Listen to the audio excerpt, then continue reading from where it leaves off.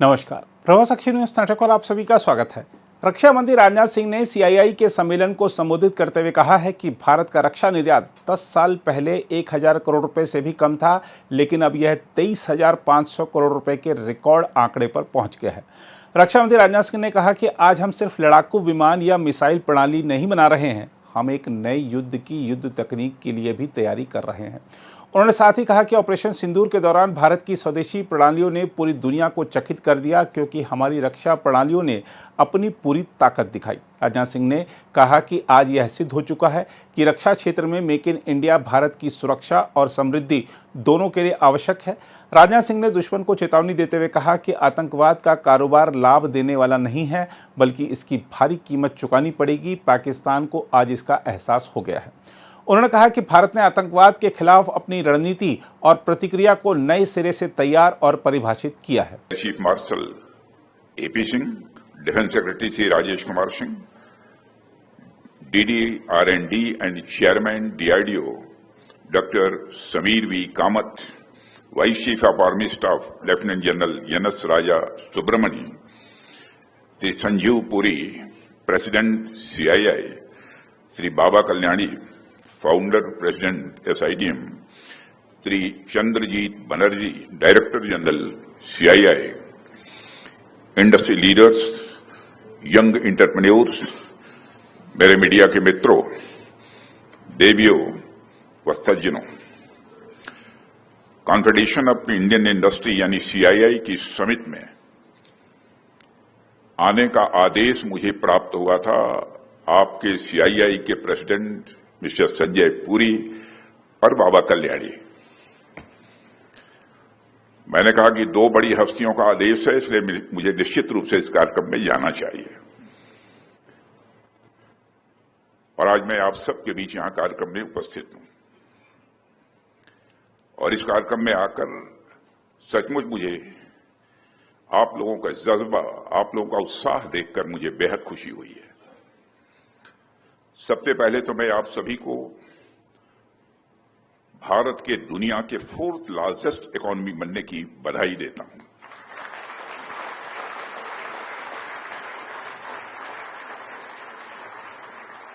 मुझे याद है कि पिछली बार जब मैं आप सभी के बीच आया था, तब हमारी इकोनॉमी दुनिया में 5वें नंबर पर थी।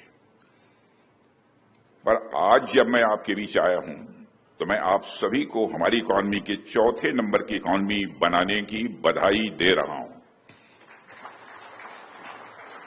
मुझे लगता है कि आगे कुछ कहने की कोई जरूरत नहीं है। अगली बार जब मैं आप सभी के बीच आऊं, तो मैं नई बधाई के साथ आप सबके बीच आऊं, ऐसी मेरी बस कामना है, यही हमारी इच्छा है। और मैं कामना ही नहीं करता हूं, बल्कि आप लोग ऐसा करके दिखाएंगे, ऐसा मेरा पक्का विश्वास है।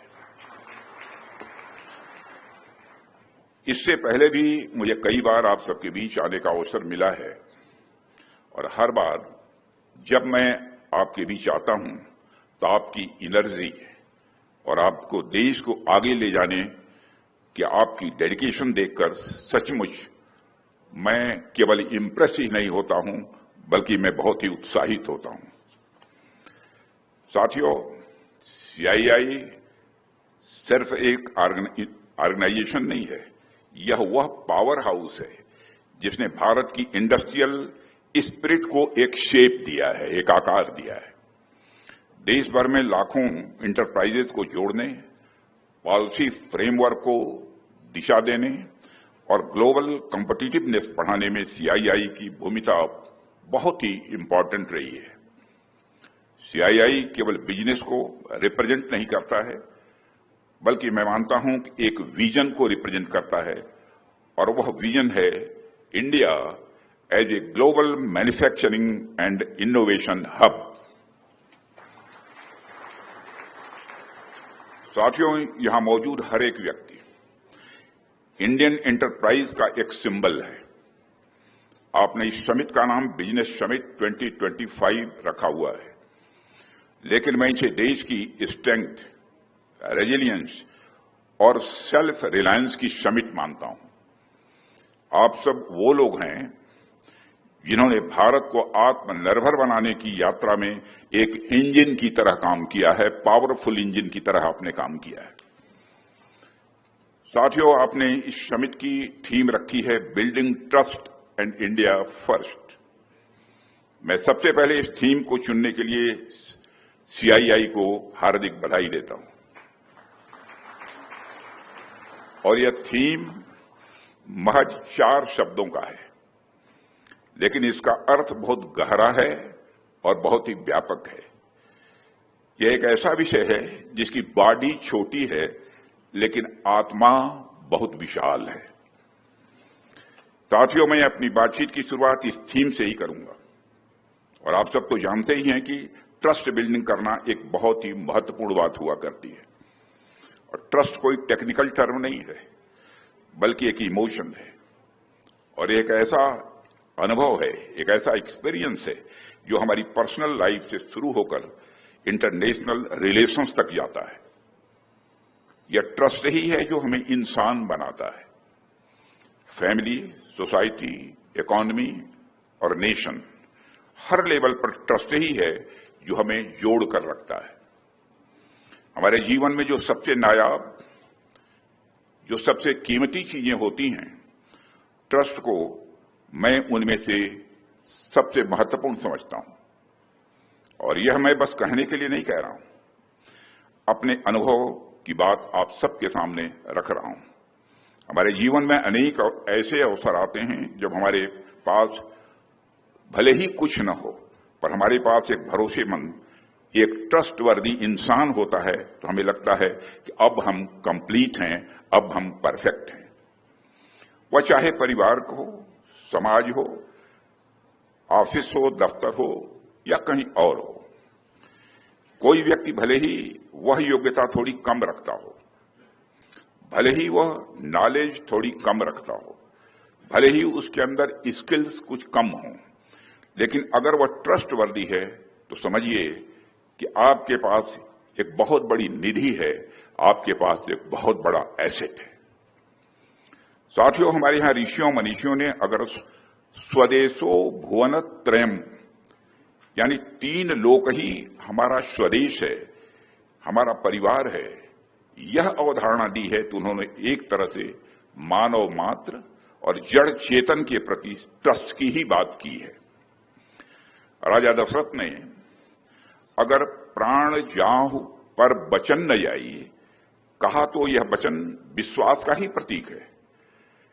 एक बार आपने किसी को वचन दे दिया तो सामने वाला आपके वचन को सिर्फ इसलिए स्वीकार करता है क्योंकि उसे आपके ऊपर विश्वास है कि आप वह वचन किसी भी सूरत में तोड़ेंगे नहीं। भारत ही क्यों, पूरी ह्यूमन सिविलाइजेशन, पूरी मानव सभ्यता के विकास की चर्चा करें तो ट्रस्ट आपको एक की कंपोनेंट के रूप में दिखाई देगा। प्रारंभ में जब गांवों का विकास हुआ, एग्रीकल्चर का विकास हुआ, शहरों का विकास हुआ, उद्योगों का विकास हुआ, तो ह्यूमन रिलेशंस के डायनेमिक्स पर ही आधारित था। बाद में नेशन स्टेट्स आए और उनके बीच भी नए नए प्रकार के रिश्ते बनते रहे, जिसका मूल आधार इंटरनेशनल ट्रस्ट ही था। पर आज के बदलते समय में हम देख रहे हैं कि आज के इंटरनेशनल सिनेरियो में कहीं न कहीं ट्रस्ट का वो महत्वपूर्ण फैक्टर घटता नजर आ रहा है। सेकंड वर्ल्ड वॉर के बाद भले ही दुनिया 2 पोल्स में बंटी रही हो, लेकिन एक किस्म की स्टेबिलिटी फिर भी कहीं न कहीं थी। एक प्रेडिक्टेबिलिटी कहीं न कहीं थी। पर अब पिछले कुछ डिकेड्स में, खासकर 90 के डिकेड्स के बाद से इंटरनेशनल रिलेशंस में एक अलग तरह की फ्लूइडिटी आ गई है। एक तरफ तो राष्ट्रों के बीच के आपसी रिलेशंस टूट रहे हैं या कमजोर पड़ रहे हैं, तो दूसरी तरफ कुछ नए इक्वेशंस बनते हुए दिखाई दे रहे हैं। आज पूरे विश्व में एक अनसर्टेनिटी का माहौल नजर आ रहा है। जगह जगह कॉन्फ्लिक्ट्स चल रहे हैं। वैसे तो इसके कारण अनेक हो सकते हैं, पर आज की इंटरनेशनल अनसर्टेनिटी का जो फंडामेंटल कारण है वह है ट्रस्ट डेफिसिट, यानी विश्वास में कमी। साथियों, इसके ठीक विपरीत अगर हम अपने देश को देखें तो हमारी यह कोशिश रही है कि देश के भीतर अलग अलग क्षेत्रों में कम्युनिटीज और इकोनॉमिक सेगमेंट्स के बीच ट्रस्ट का एक मजबूत इन्वायरमेंट बने।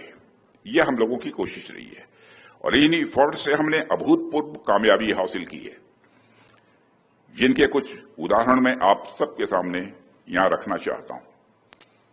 पहले उदाहरण के रूप में मैं आप सभी से जीएसटी यानी गुड्स एंड सर्विसेज टैक्स का जिक्र करना चाहूंगा। एक ऐसा रिवॉल्यूशनरी रिफॉर्म जिसमें हमने न केवल ईज ऑफ डूइंग बिजनेस को ही बेहतर बनाया है, बल्कि सेंटर और स्टेट्स के बीच के संबंधों को भी सही मायनों में कोऑपरेटिव फेडरलिज्म को बल दिया है। यह केवल एक टैक्स सिस्टम नहीं है, बल्कि एक नेशनल इकोनॉमिक इंटीग्रेशन मॉडल है जो सेंटर और स्टेट्स के बीच ट्रस्ट के फाउंडेशन पर यह बना हुआ है। आज सेंटर, स्टेट्स और यूनियन टेरिटरीज फेडरल ट्रस्ट को बढ़ावा देते हुए समान रूप से जीएसटी के प्लेटफॉर्म पर हैं। साथियों, ट्रस्ट बिल्डिंग का दूसरा बड़ा उदाहरण है यूपीआई यानी यूनिफाइड पेमेंट्स इंटरफेस। आज भारत में डिजिटल ट्रांजैक्शंस के क्षेत्र में यूपीआई एक गेम चेंजर के रूप में उभर कर आया है। यह केवल टेक्नोलॉजिकल सक्सेस नहीं है, बल्कि एक बिहेवियरल ट्रांसफॉर्मेशन भी है, जहां आम नागरिक से लेकर बड़े कारोबारी तक एक ट्रांसपेरेंट और सिक्योर सिस्टम पर भरोसा कर रहे हैं। आज दुनिया के कई देश इस मॉडल को रिप्लिकेट करने की भी कोशिश कर रहे हैं। यह भारत के डिजिटल लीडरशिप का यह प्रमाण है। ऐसे कई उदाहरण हैं जहां हमने क्रॉस सेक्टोरल इंक्लूसिव ग्रोथ को न केवल प्रूफ किया है, बल्कि इसे पूरी दुनिया के सामने एक सस्टेनेबल मॉडल के रूप में प्रस्तुत भी किया है।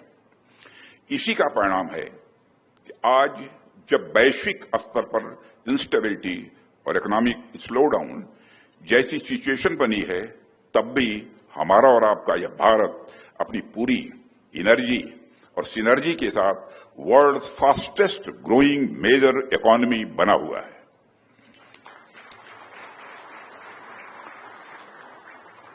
साथियों, जब मैं आपके सामने मौजूद हूं तो मुझे यह कहते हुए गौरव की अनुभूति हो रही है कि प्रधानमंत्री श्री नरेंद्र मोदी जी के नेतृत्व में हमारा देश आज दुनिया की 4th लार्जेस्ट इकोनॉमी बन चुका है। और यह केवल कोई इकोनॉमी की साइज बढ़ने भर की बात नहीं है, यह दुनिया का भारत पर और भारत का अपने ऊपर लगातार बढ़ते हुए भरोसे की, विश्वास की बात है।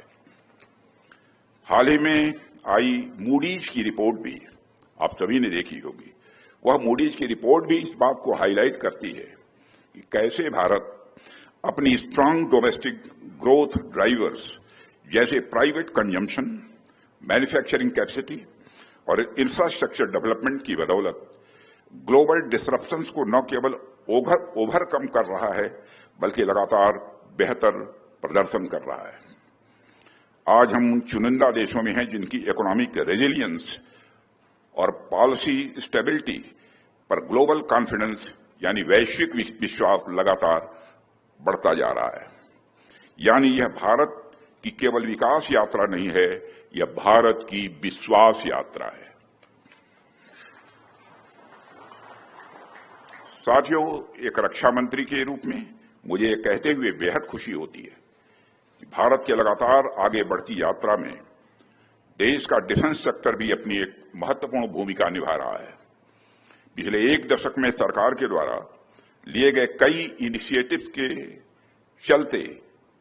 इनिशिएटिव्स के कारण भारत का डिफेंस सेक्टर एक नई ऊंचाई तक पहुंच चुका है।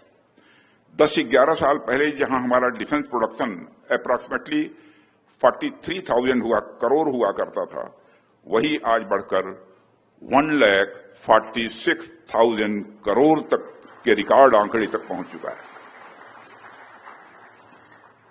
और हम सब के लिए संतोष की भी बात है, गौरव की भी बात है कि इसमें 32,000 करोड़ रुपए से अधिक का कंट्रीब्यूशन प्राइवेट सेक्टर का रहा है।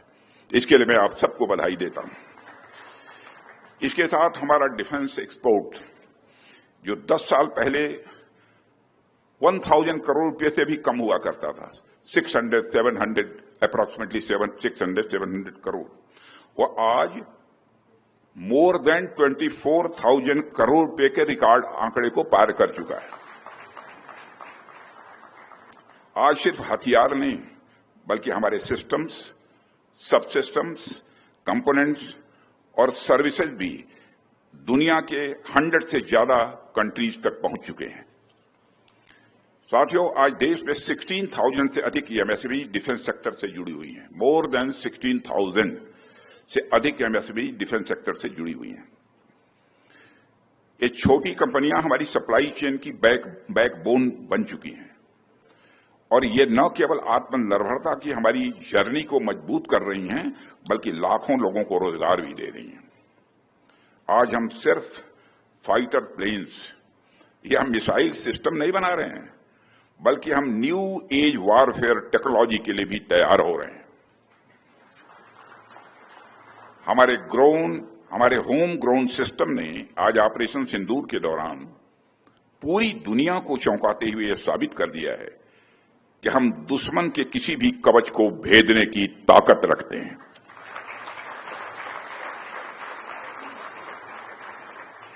साथियों, आपने देखा कि किस तरह हमने पहले आतंकी ठिकानों को और उसके बाद दुश्मन के सैन्य अड्डों, एयर बेसेस को तबाह किया। एक बार हमारे फोर्स के जो यहां पर चीफ्स और दूसरे बैठे हैं उनका किया जाना चाहिए।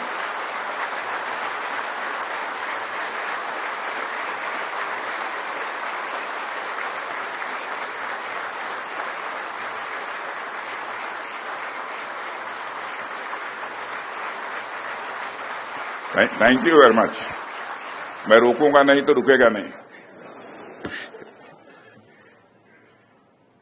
वैसे साथियों, करने को हम कुछ और भी कर सकते थे,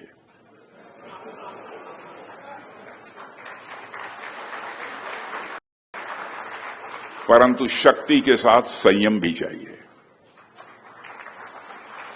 शक्ति और संयम, इन दोनों का समन्वय का हमने दुनिया के सामने एक शानदार उदाहरण पेश किया है। हम और कुछ कर सकते थे लेकिन संयम भी बरता है। तो शक्ति और संयम दोनों का एक शानदार उदाहरण हमने दुनिया के सामने पेश किया है। आत्मनिर्भरता के बैनर के तले आज हम क्रिटिकल और फ्रंटियर टेक्नोलॉजीज पर भी लगातार सफलता हासिल कर रहे हैं। Artificial intelligence, cyber defence, unmanned systems और स्पेस बेस्ड सिक्योरिटी के क्षेत्र में भारत की पकड़ अब ग्लोबल स्टेज पर मजबूती से स्थापित हो रही है। साथियों, आपको जानकर यह खुशी होगी कि रक्षा क्षेत्र में सेल्फ रिलायंस, आत्मनिर्भरता को बढ़ावा देने के लिए अभी 2 दिन पहले एमका प्रोजेक्ट को, जो 5th generation fighter aircraft Bharat में ही बनाने का प्रोजेक्ट है, उसको आगे बढ़ाने की एग्जीक्यूशन मॉडल को मंजूरी दे दी है। ये एक बहुत ही बोल्ड और बहुत ही डिसाइसिव डिसीजन लिया गया है, जो भारत की डिफेंस कैपेबिलिटीज को मजबूती प्रदान करने के साथ साथ इस देश में एरोस्पेस सेक्टर को एक डेप्थ और एक नई हाइट प्रदान करेगा। एमका प्रोजेक्ट के अंतर्गत आज 5 प्रोटोटाइप डेवलप करने की योजना है, जिसका बाद में सीरीज प्रोडक्शन होगा। यह निर्णय मेक इन इंडिया प्रोग्राम के इतिहास में एक मील का पत्थर माना जाना चाहिए, क्योंकि पहली बार किसी मेगा डिफेंस प्रोजेक्ट में पब्लिक सेक्टर कंपनियों के साथ साथ प्राइवेट सेक्टर ने भी पार्टिसिपेट करने का उसे मौका मिलेगा। साथियों, ऑपरेशन सिंदूर में पूरे देश की जनता ने मेक इन इंडिया अभियान की सफलता को देखा, समझा और उसे महसूस किया है। आज यह साबित हो चुका है कि मेक इन इंडिया भारत की सिक्योरिटी और प्रॉस्पेरिटी दोनों के लिए बेहद जरूरी है। साथियों, भारत की नेशनल सिक्योरिटी में मेक इन इंडिया एक इसेंशियल कंपोनेंट है। यदि हमारे पास यह क्षमता नहीं होती तो भारत की सेनाएं पाकिस्तान के निचले हिस्से से लेकर पीओके तक, पाकिस्तान के निचले हिस्से से लेकर पीओके तक आतंकवाद के खिलाफ इतनी प्रभावी कार्रवाई नहीं कर पाती। साथियों, आतंकवाद का कारोबार चलाना कॉस्ट इफेक्टिव नहीं है, बल्कि उसकी एक भारी कीमत अदा करनी पड़ सकती है। इसका अंदाजा आज पाकिस्तान को हो चुका है। फिर से मैं दोहराना चाहूंगा, तो आतंकवाद का कारोबार चलाना कॉस्ट इफेक्टिव नहीं है, बल्कि उसकी एक भारी कीमत अदा करनी पड़ सकती है। इसका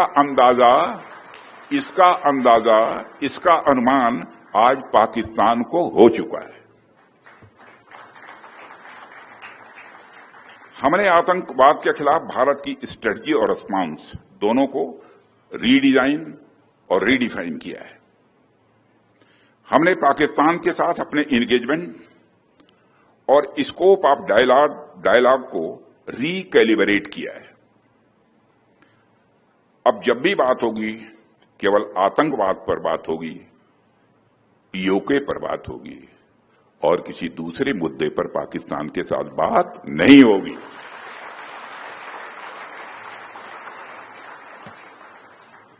वह दूसरा मुद्दा कौन हो सकता है जिस पर पाकिस्तान बात करना चाहेगा, वो आप जानते हैं। साथियों, मैं मानता हूं कि आज पाक ऑक्युपाइड कश्मीर के लोग हमारे अपने हैं। आप मानते हैं ना? पाक ऑक्युपाइड कश्मीर के लोग वो हमारे अपने हैं, हमारे परिवार का हिस्सा हैं।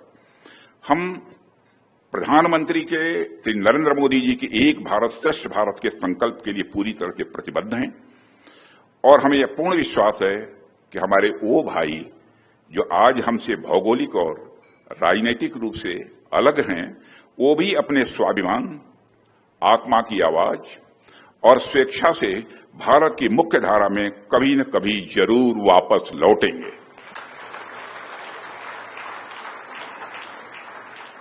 मैं जानता हूं वहां के अधिकांश लोग भारत के साथ एक जुड़ाव महसूस करते हैं। बड़ी संख्या है जो भारत के साथ जुड़ाव महसूस करती है। पीओके में कुछ गिने चुने ही हैं जिन्हें भटकाया गया है, गुमराह किया गया है। पीओके में रहने वाले हमारे इन भाइयों की स्थिति कुछ ऐसी ही है जैसे वीर योद्धा महाराणा प्रताप के छोटे भाई शक्ति सिंह की थी। मैं फिर से दोहराना चाहूंगा, पीओके में रहने वाले हमारे इन भाइयों की स्थिति कुछ ऐसी ही है जैसे वीर योद्धा महाराणा प्रताप के छोटे भाई शक्ति सिंह की थी। छोटे भाई शक्ति सिंह के अलग हो जाने पर भी बड़े भाई महाराणा प्रताप का विश्वास अपने छोटे भाई के प्रति बना रहता है और वह बड़े विश्वास के साथ कहते हैं कि तब कुपंथ को छोड़ सुपथ पर स्वयं चला आएगा, मेरा ही भाई है मुझसे दूर कहां जाएगा।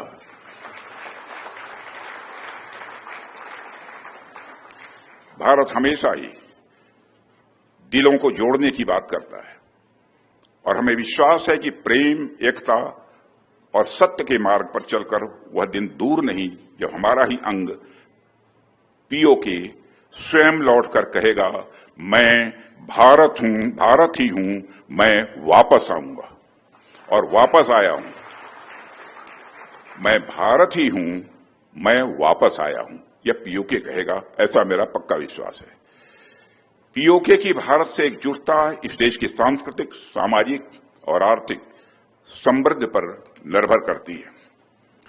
साथियों, जब मैं मेक इन इंडिया के माध्यम से प्रॉस्पेरिटी की बात करता हूं तो मेरी बात सिर्फ डिफेंस मैन्युफैक्चरिंग तक ही सीमित नहीं है। मेक इन इंडिया हमारे लिए यह डिफाइनिंग मूवमेंट है जो 20वीं शताब्दी में जापान में आया था। हम जापान की तरह ही इंजीनियरिंग, हाई प्रिसीजन मैन्युफैक्चरिंग और फ्यूचर टेक्नोलॉजीज के लिए एक डेवलपमेंट हब बन सकते हैं, ऐसा मेरा विश्वास है। साथियों, भारत में टैलेंट की कमी नहीं है। दुनिया की अधिकांश बड़ी बड़ी कंपनियों में भारतीय ओरिजिन के लोग बड़ी संख्या में काम कर रहे हैं।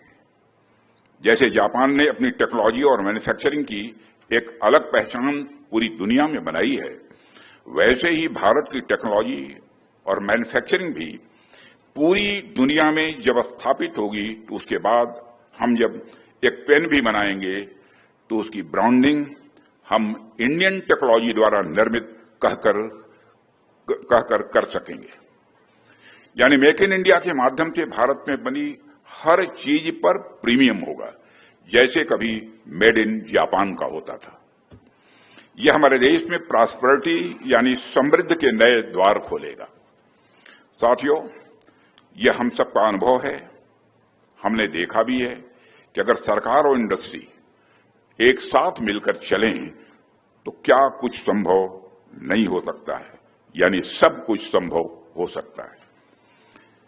प्रधानमंत्री जी की लीडरशिप में आज भारत सिर्फ डिफेंस टेक्नोलॉजी का कंज्यूमर नहीं रहा, बल्कि प्रोड्यूसर और एक्सपोर्टर भी बन गया है और उस दिशा में तेजी से आगे बढ़ भी रहा है। और जब दुनिया हमें हाई एंड डिफेंस सिस्टम्स के लिए अप्रोच करती है तो यह सिर्फ मार्केट इंडिकेशन नहीं होता है, बल्कि यह भारत की कैपेबिलिटी का सम्मान होता है। साथियों, आज इंडियन इंडस्ट्री ने देश के भविष्य की दिशा तय करने का जो मंच तैयार किया है वह वास्तव में प्रशंसनीय है।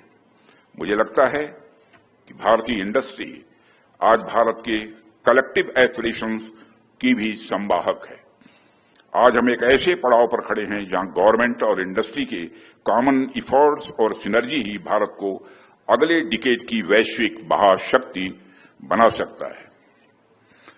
साथियों, आज के समय में किसी राष्ट्र की शक्ति का मूल्यांकन केवल उसके इकोनॉमिक इंडेक्स जैसे जीडीपी, फॉरेन इन्वेस्टमेंट या एक्सपोर्ट के आंकड़ों से ही नहीं होता है।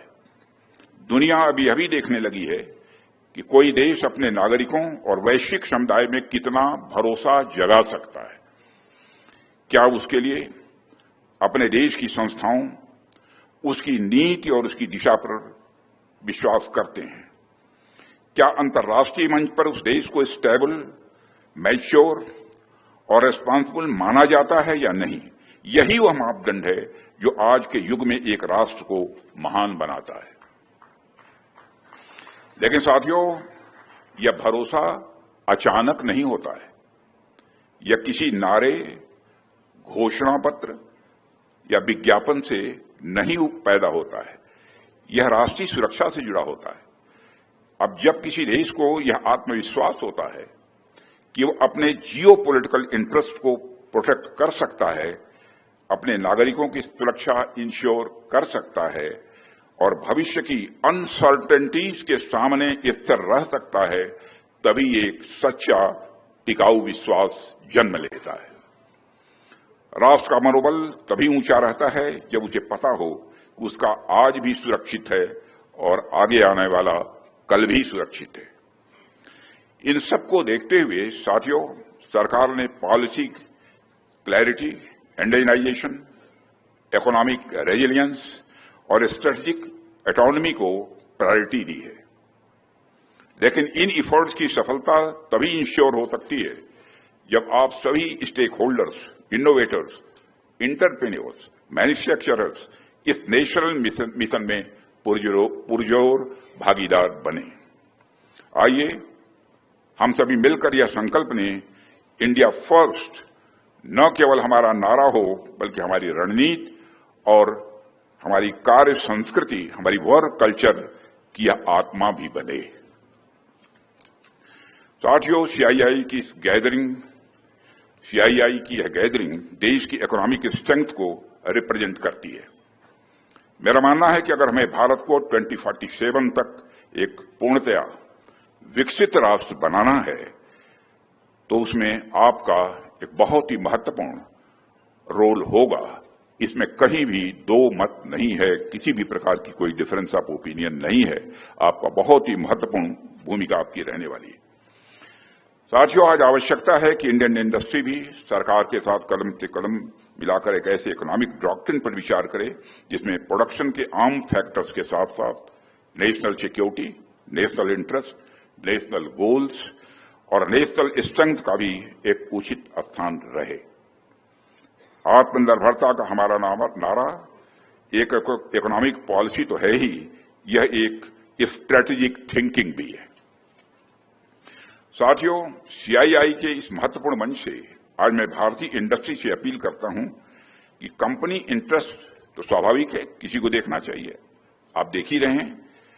नेशनल इंटरेस्ट भी आप देखते ही हैं, लेकिन अब आप नेशनल इंटरेस्ट पर ऐसी परिस्थितियां हैं, उस पर कुछ जरूरत से ज्यादा कुछ फोकस करने की जरूरत होगी।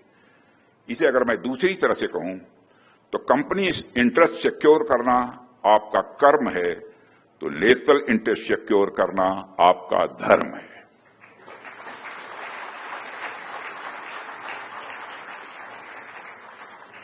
क्योंकि एक मजबूत राष्ट्र का निर्माण उसके सभी सेगमेंट्स हैं, सभी सेगमेंट्स का यह धर्म है।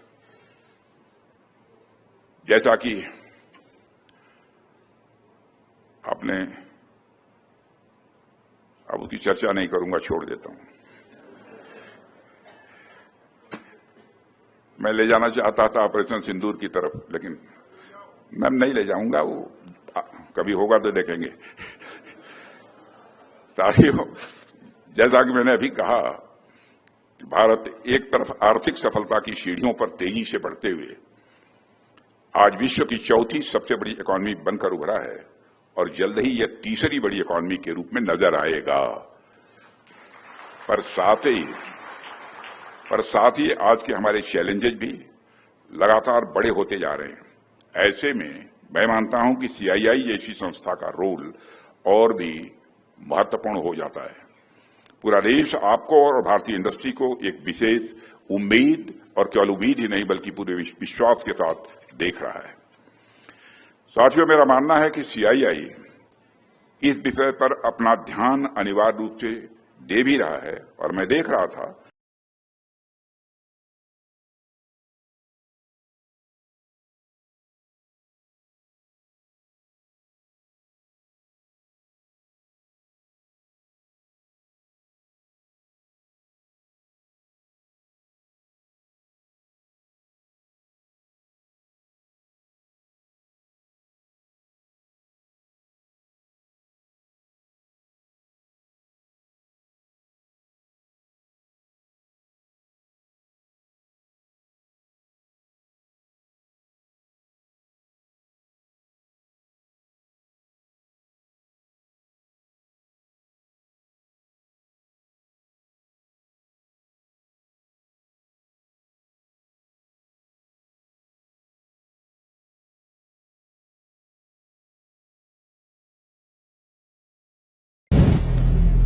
अगर आप भी लेना चाहते हैं देश दुनिया की तमाम जानकारी तो आज ही सब्सक्राइब करें हमारे चैनल को।